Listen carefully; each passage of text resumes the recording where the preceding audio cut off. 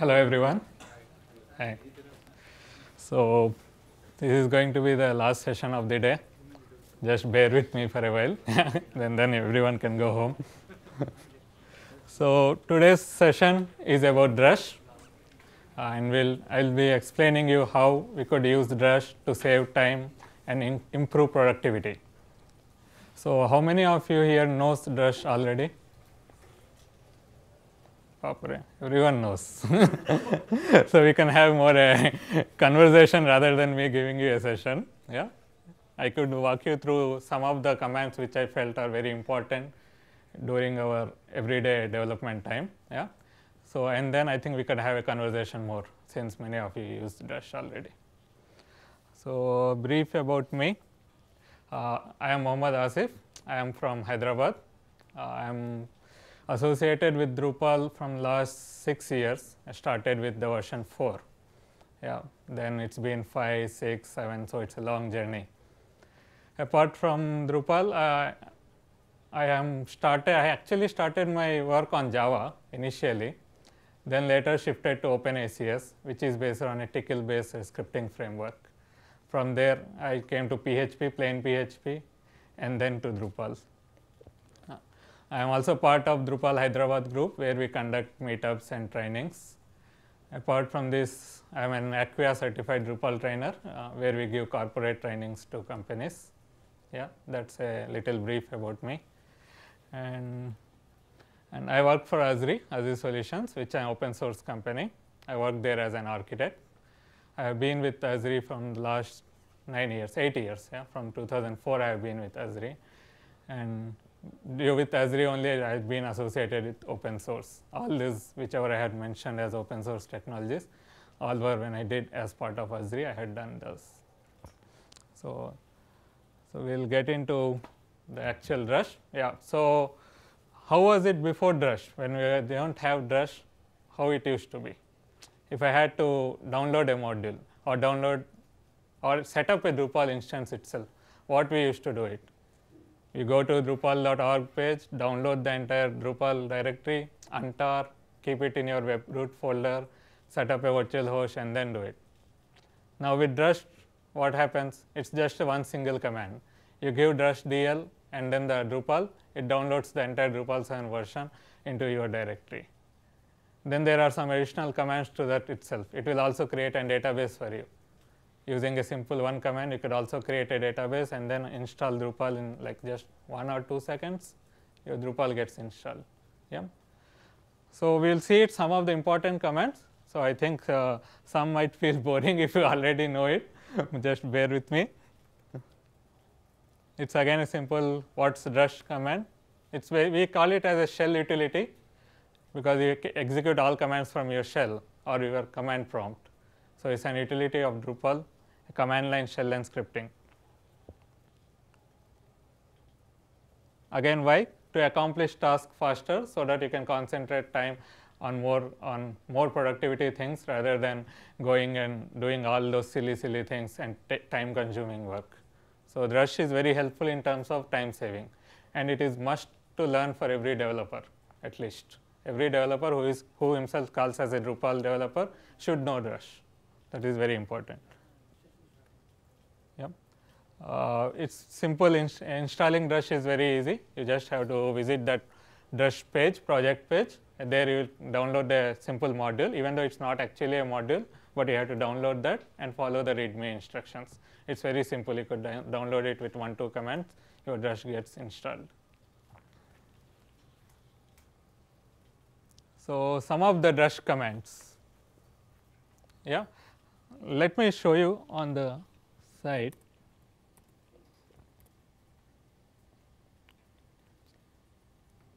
By the way, this is DrupalCon Munich picture where all the Drupal developers were there. It was taken in Munich when I had been there.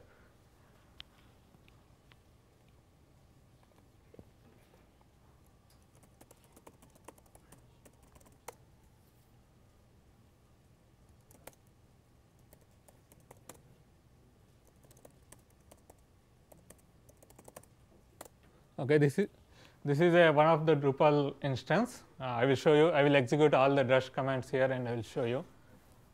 Let me increase the font.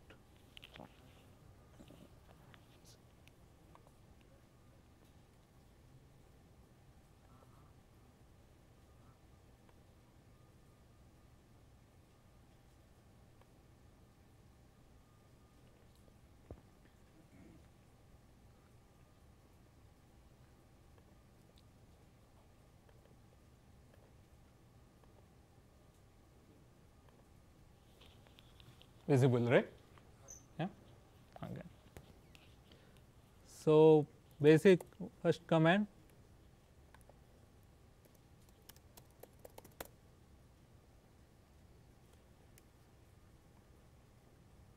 Drush status. Yep, it gives me directly the what version I am using, what are the database configuration that the Drupal site is using, where is the php.ini file located. All those information you could just find out with one command, Drush status. It will tell you exactly what all the things that are using. It will not show you the password. In order to show you the database password as well, there is a show password argument that you have to pass, Drush status show password, and it will show you the database password as well.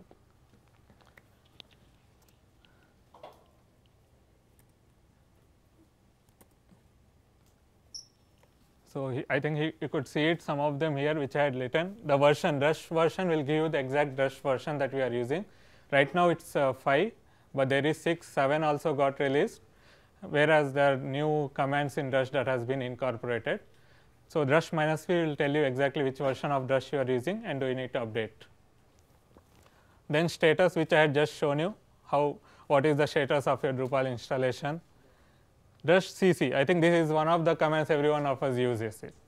Whether we use it through mouse clicks on the browser or whether you use it on thing, this is one command that you need it anyway. You have to clear cache whenever you put a module, whenever you change something in your theme file. And in Drupal 7 it is must, because Drupal 7 caches things very highly. So, this is thing you could actually say Drush CC all, which will clear the cache completely, or if you want to clear cache of any particular thing like a menu or a page, you could mention Drush CC menu. It will clear only the cache of menu. So, we could just see it here.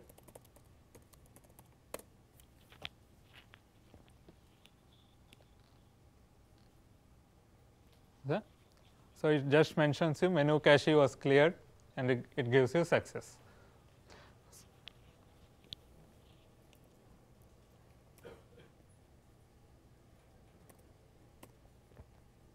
Yeah, these are some of the commands which I use often. Some developers, when I was speaking to them, they were not aware of such things. So, these are some important ones. Now, normally in our Drupal sites, there is search always. In every site, you will have a search. And as you know, every search content need to be indexed in order to get search. So, whenever a new content gets added, they do not get indexed until the next cron runs. Now, cron can be scheduled to run once in a day or once in 4 hours, 6 hours like that. So, I need to know if the newly content is indexed or not. What I could do is I could log in as admin, go to a particular search config page, and then there I could see it. Or I could just simply type a command saying Drush search status.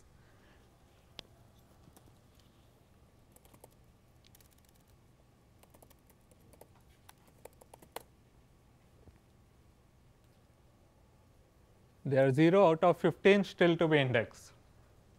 So, what we could do is we could index. Now, I wanted to index, since I had noticed that there are content that has not been indexed, I will index now.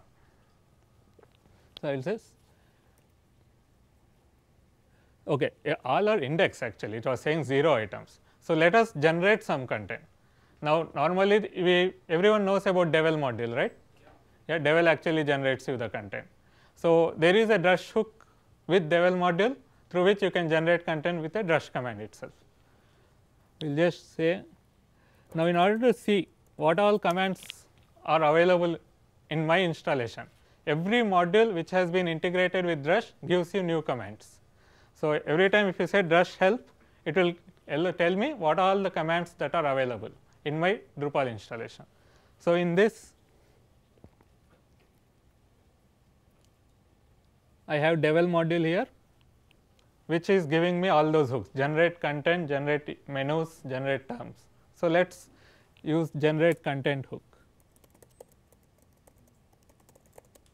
I would say 10.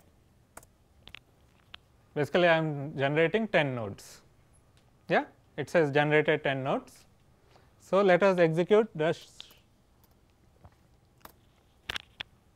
Now, since the new content added, it will definitely not get indexed. So, now it is saying me there are 10 items out of 25 to be indexed.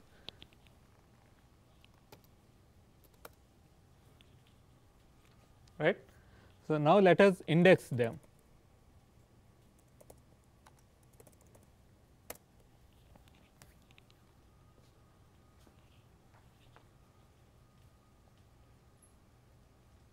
Right.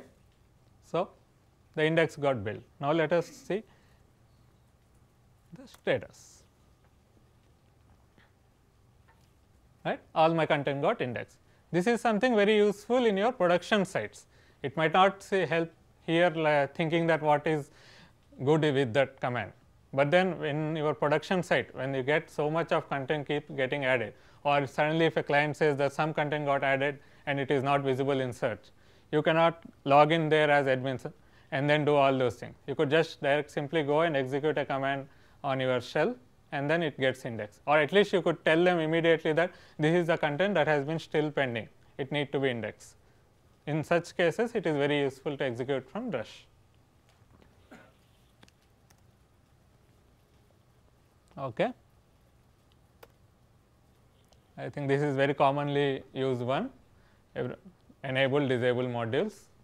Basically, if I want to enable a module and if I have my site loaded with 100, 150 modules, and then if I go to my modules page, I have to wait for 5 minutes, 10 minutes for that page to get loaded, and then I will click on that checkbox to enable and save, again wait for 5 minutes. So, rather than waiting all those time, just go execute Drush en the module name, that is it. In a split of second your module gets enabled, or in a split of second you can disable your module. So, that way you could save time actually. Even DL. Now, again if I want to download a module, there are different ways actually. You could download, directly go to project.org, Drupal.org projects page, download from there, untar and keep it, or go to your modules page, give a FTP location, that entire thing, it will download and keep it. Or you could, what you could say is just say Drush DL the module name. It will download from the, it will actually download a stable version and keep it directly under contrib folder, if you already have a contrib folder. If you do not have a contrib folder under sites all modules, then it will download and keep it under sites all modules. So, it is a convention that Drush follows. If you already created a contrib folder, then it directly stores in contrib. If you have not created a contrib folder to store your contributed modules, then it will store directly in your modules folder. Okay. So, let us download any one module, hacked module. How many of you know about hacked module? Okay. Very few. Okay. This is a very important module actually. It is something which is very important as a developer for us to know, because a hacked module basically tells you is your Drupal core got hacked, or is your Drupal contributed modules has been hacked. Hacker is nothing but directly going and editing that core, which is non-standard practice. But if there could be chances that you might be doing a maintenance project of some other one. So, you need to know whether those modules got hacked by someone, or had they actually edited the code, had they edited the contributed module. If you wanted to know it, hacker module will actually tell you any of your modules got changed with the code. It will check with the latest version of code or with the current version in Drupal.org, and then compares and tell you, okay, this module is hacked, this module is hacked, these are the file that has been hacked. All those information hacker module will give you. Okay. Again, hacker module has an integration with Drush, and it gives you a command. So, instead of me going again to the modules page or to the hacker module configuration page and need to check it, since I have an integration with Drush, I will directly execute commands which are available with hacker module. So, let me enable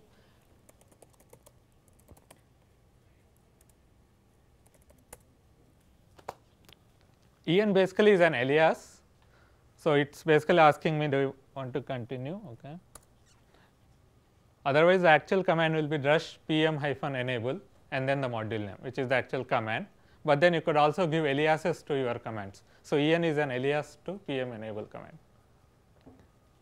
Okay. So, this got enabled. So, let us see what Drush hacker module is providing.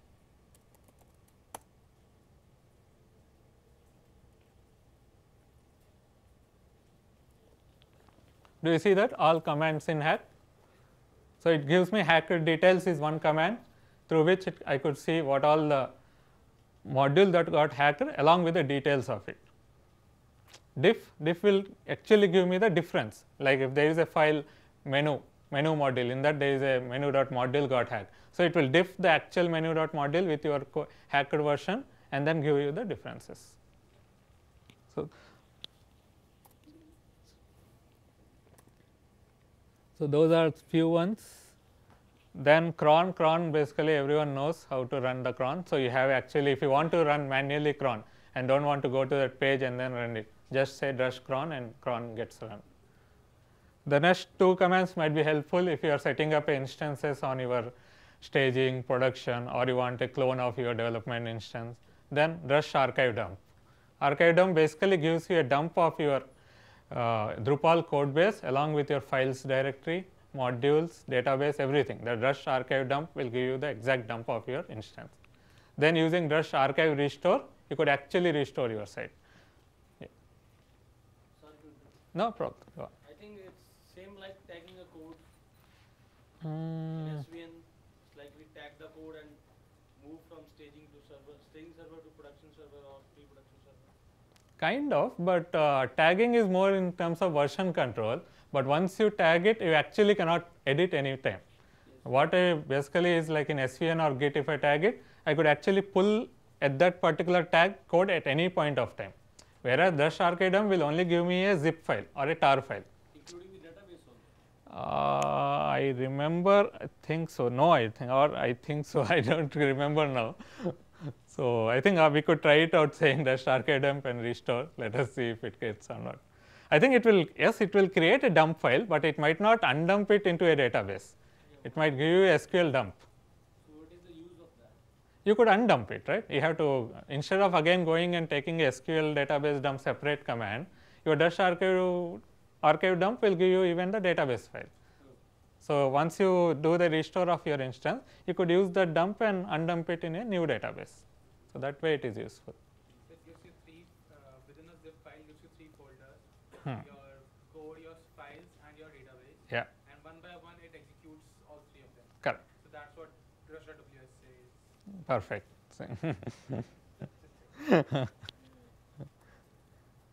Then I think many of you already might be knowing Watchdog, which mostly probably does not need to be enabled on production sites because it gets keep on filling up.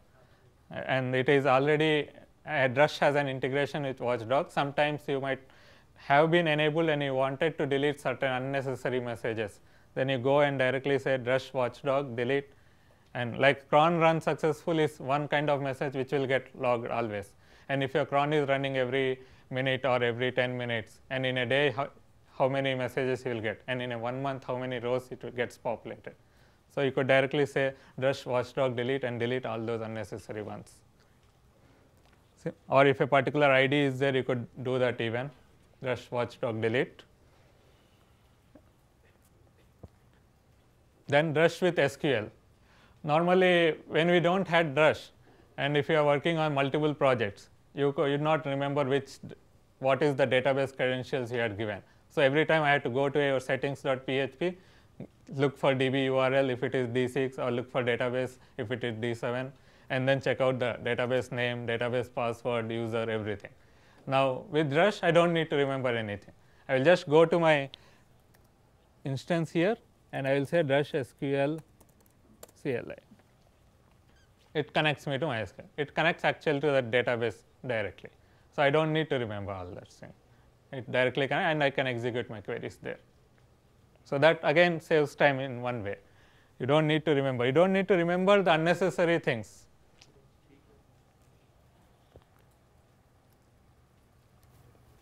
Yeah. And if I want to again execute any specific queries, again, rather than me going to connect to MySQL and execute a particular query, I can directly execute a query saying Drush SQL query, give a query name. Like, let us just check it.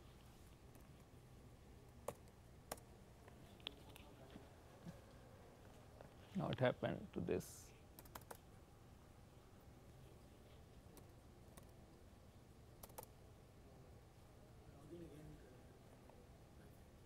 No, I am using pen drive. Yeah, it was not connecting. Okay.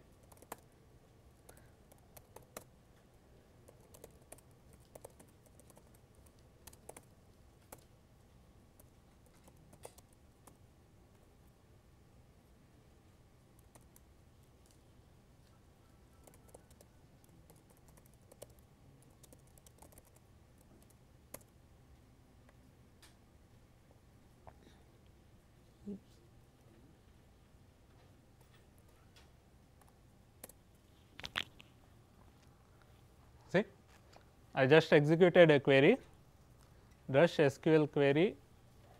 Okay, this is very difficult to. But basically, the query is Drush SQL query space, in your double quotes you give a query name. It directly connect to the database which is present in your settings.php file, and then execute that query and gives you the output. So, I do not need again to connect to the MySQL and execute that query. I could do it immediately.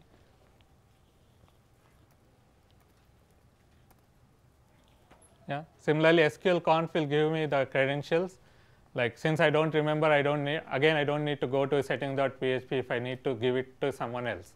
I could just say Drush SQL conf, it will give me the SQL configuration details, which I could share it with anyone else.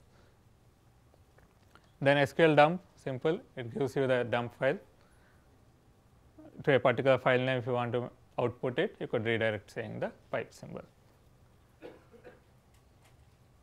Then the same project manager commands, PM list shows you all the available modules that are in your installation. It will basically includes modules, themes, everything with the status, enabled, disabled, everything, it will give you a list.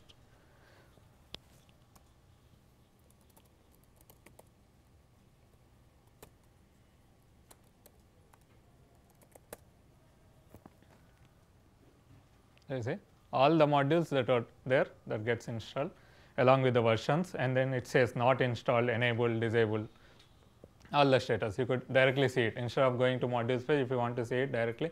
But again, this Drush is for developers. Some people might not be liking it. Why it is not user friendly, it is not readable, readability wise it is not good. So, for developer it is good. And if I want to see a particular file of information of a particular module, like views. Views is a module we are aware of, right? So, just wanted to check the PM info. It will give the information about the views module, what all the dependencies that it has, what all the files it is having. I think it will just give you the output. That is F info.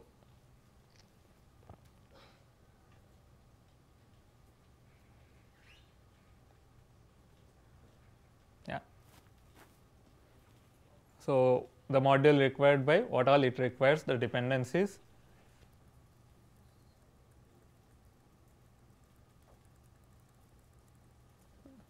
This seems to be pretty big module. Let us take a simple one.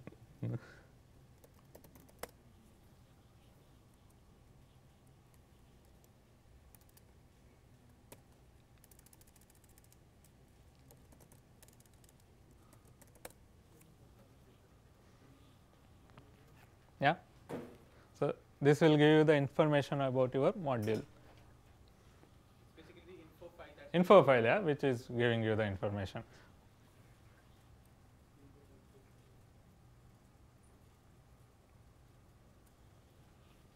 Okay. Yeah. Then Drush DL, if you give you Drupal itself, it will download the Drupal instance to you for you. Similar like how you download a module, you can also download the entire Drupal core, saying DL Drupal. Then there is another one. Now, normally if you say Drush DL Drupal, it will download and keep it as Drupal hyphen that entire name. Now, I do not want like that. So, I will just say Drupal project rename equal to a particular directory. Then it will download your Drupal 7 and it will move it to that particular name. Similarly, Drush DL module downloads a module. Some user commands, again with Drush, if I want to create a new user, I could directly go and say Drush user create username along with email, it will create an user for you. If I want to block, unblock, again all those commands are just, I think these, or you can also figure it out from drush.ws. There is a site for Drush under which you have list of all these commands, which are by version you will have it under Drush 5 what all it is available, Drush 6 what is available, Drush 4 what was available. So, you could use those. Now, till here it is all about what all is available with Drush.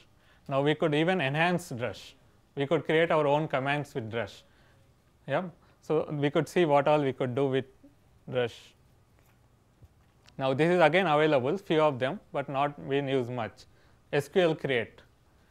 The Drush SQL create, if I provide the root MySQL root user, the password and these credentials, then it will create an SQL database for you. So, instead of dollar you have to actually provide those names. The reason I have kept those dollars is you could actually consider this putting it in your shell script and then take those values as an arguments. So, that every time if I have to set up an instance, I could just execute one shell script which will ask me in a user friendly way, provide the database name that you want to create, tell me where it need to be set up your Drupal instance, where it need to be downloaded, all that I could put it in a shell script and execute that. So, automatically it will create a database for you, it will download a Drupal instance and set it up for you using these two commands.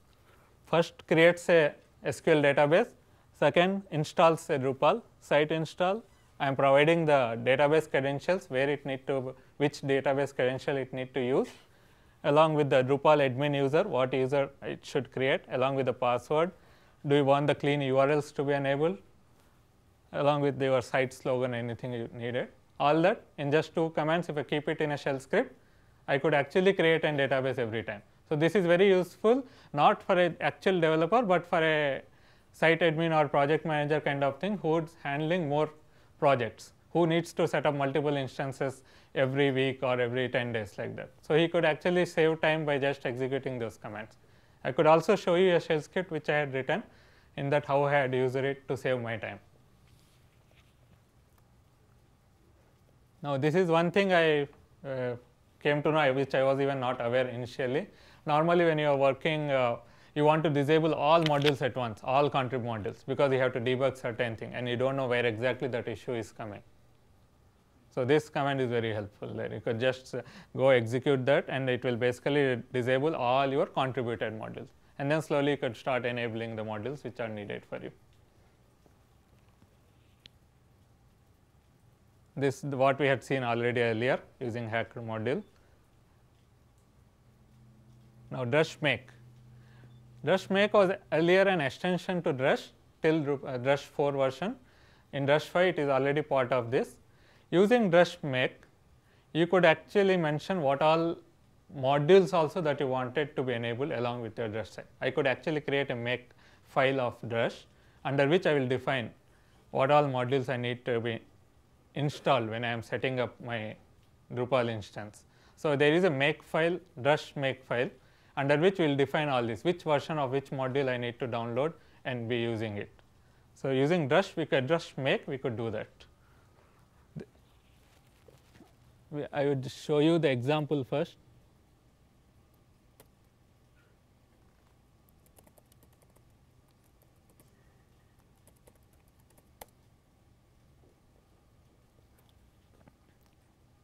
So, using Drush, if you are not aware of Drush make, you could just go to this Drush docs make example. It will tell you exactly how you want to create a make file of Drush. So, in this there are few things that we have to consider. One was the which version of Drupal you wanted. So, the core is it 7.x, 6.x, then the API version of Drush. I think this is by default it is 2. So, you do not have to change anything there.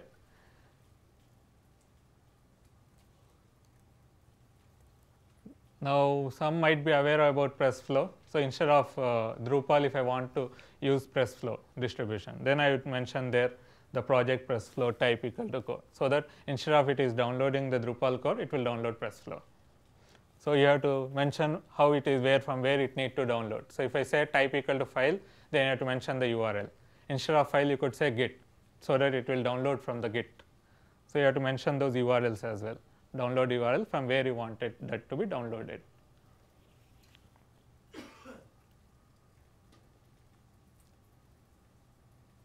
Then the different module that you wanted to be downloaded. Like here it is say project views. So, I want the views module also to be downloaded. So, I will mention their project equal to views. Like that I will mention different module that I wanted to be downloaded. Now, think about when I wanted to, there is a new project that I got it.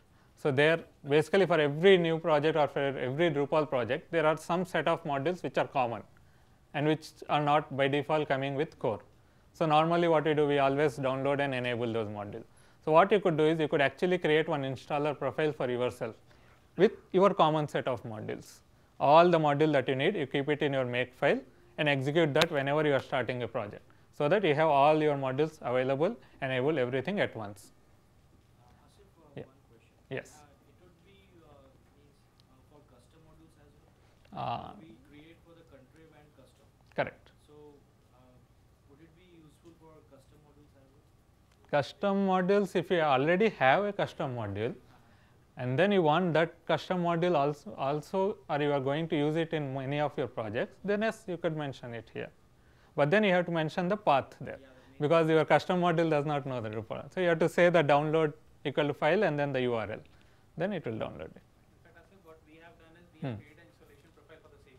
Perfect. So That's every time we're going to do it, we just copy that installation profile and exactly, yes, that's the one. That's the best way to go about it. That's when we achieve efficiency, productivity, everything. We don't need to spend time in installations, enabling module. That's actually a waste of time. So just it saves about a day and we set up all this thing. initially, that's the only one-time effort. Yeah. And then you will save many days of effort in for many projects.